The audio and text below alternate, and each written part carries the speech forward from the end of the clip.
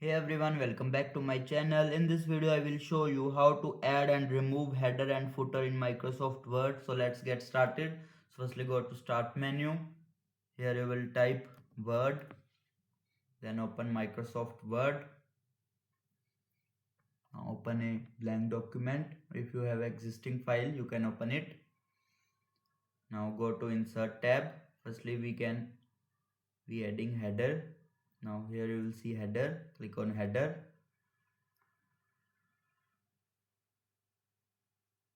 Choose any built-in header style, like I am choosing this. Now type your text, for example your name, project title, etc. Here I am typing that. Now click on close header and footer. Now the second part, how to add footer in Word. Again go to insert, then go to footer. Here you will select built-in footer style, like I am choosing this. Type your text.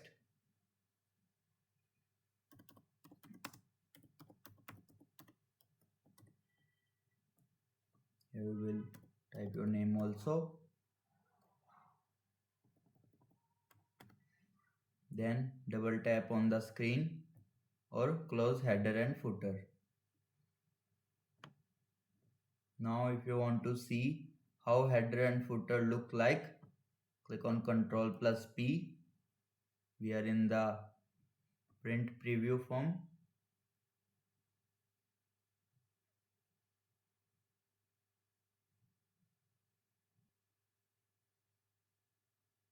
Here you will see. Now how to remove header or footer.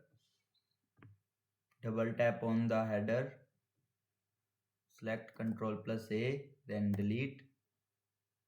Close header and footer. Header will be removed. Now it's time to remove footer. Go to insert tab. Click on footer. Here you will see remove footer. Click on it. You will see header and footer will be removed successfully.